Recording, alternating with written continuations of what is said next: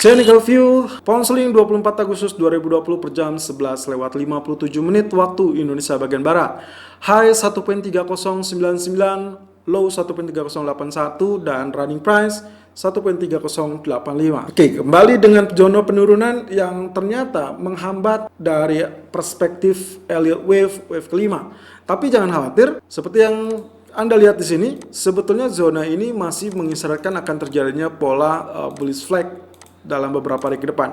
Dengan catatan tentunya zona supportnya tidak ditembus. So, saya mencoba untuk menggambarkan secara kasar seperti demikian. Inilah zona di mana dia akan cenderung sideways.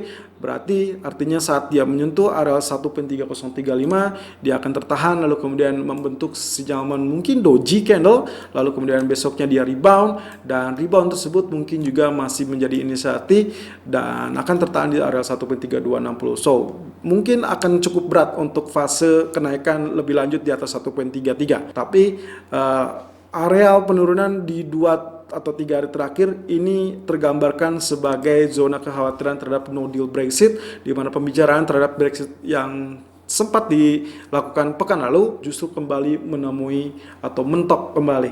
Ya, so ini yang menjadi tekanan, tapi wave 1, 2, 3 ini adalah zona wave keempat, masih cukup wajar, nantinya dia tembus resisten akan menjadi zona wave kelima. Di grafik keempat sendiri, kalau kita lihat potensi pergerakannya, ini sebetulnya kemarin double top, lalu kemudian dia terjun bebas sesuai dengan area neckline. Nah, yang jadi pertanyaan adalah apakah neckline kali ini akan ditembus apa tidak? Kita lihat ya, potensi pergerakannya zona 1, 2, dan ini zona ketiga. Artinya, kalau misalkan selama area ini tidak ditembus, maka kita akan mendapati area pullback ataupun rebound kembali. Tapi yang sangat disayangkan, zona pullback pun kemungkinan masih relatif tertahan di area 1.3130. Kalau Anda lihat dari 2 atau 3 hari yang lalu, sebetulnya ini sudah sempat mengalami kenaikan dan menembus zona resisten 1.3168. So, 1.3135 sampai 1.3168 akan menjadi areal yang cukup krusial bagi bullish untuk kembali menguasai. Tapi untuk kali ini, kurang lebih pullback sampai 1.3135, saya rasa itu akan menjadi zona sell saya. Dan saya akan menantikan zona buy-nya untuk relatif menanti wave kelimanya kurang lebih di area 1.3035. Artinya kemungkinan dia pullback sendiri 1.3130 lalu kemudian dia terjun bebas sampai 1.3000. Itu adalah zona yang paling ideal untuk intraday kali ini. Silakan lakukan sell on pullback di kisaran 1.3130 ataupun 1.3145 dengan target pertama 1.3085 dan target kedua adalah 1.3030. Stop loss silakan gunakan di area 1.3200. Selalu gunakan stop loss dan risk management sesuai dengan equity dan strategi trading Anda. Irfan untuk Agrodana.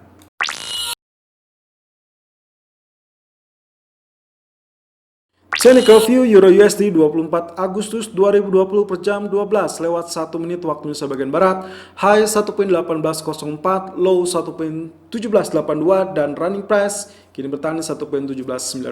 Oke, mirip dengan tetangga yaitu pound sterling di mana wave kelima kembali tertahan, tapi jangan khawatir.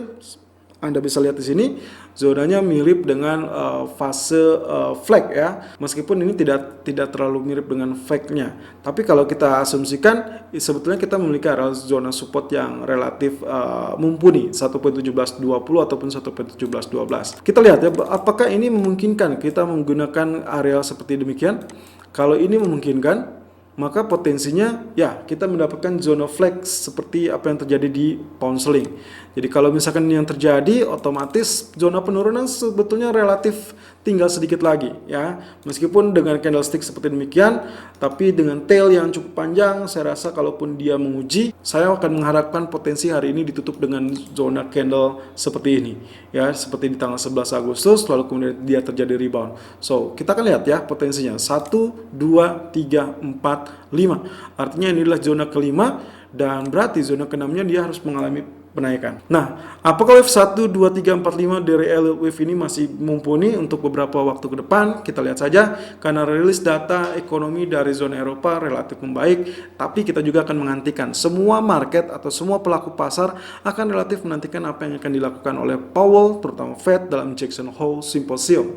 Dan kalau itu terjadi, maka risk appetite atau minat terhadap aset berisiko jauh lebih mengungguli terhadap dolar. Artinya, kalau misalkan ternyata reactionnya adalah sesuai dengan apa yang diharapkan atau yang dinantikan oleh para pelaku pasar, terutama dengan kebijakan yang lebih tegas terhadap kebijakan moneter selanjutnya, maka dolar akan cenderung lebih negatif dan itu artinya euro akan kembali rebound terlepas dari apa yang terjadi di dalam internal itu sendiri. Anyway, euro kembali turun dikarenakan terbawa oleh pembicaraan Brexit yang cenderung mentok di hari Jumat yang lalu. Di grafik keempat sendiri, kalau misalkan Anda lihat, sebetulnya zonanya ini sudah relatif dekat dengan zona 61,8% dari let's say ini adalah Fibonacci fan kita.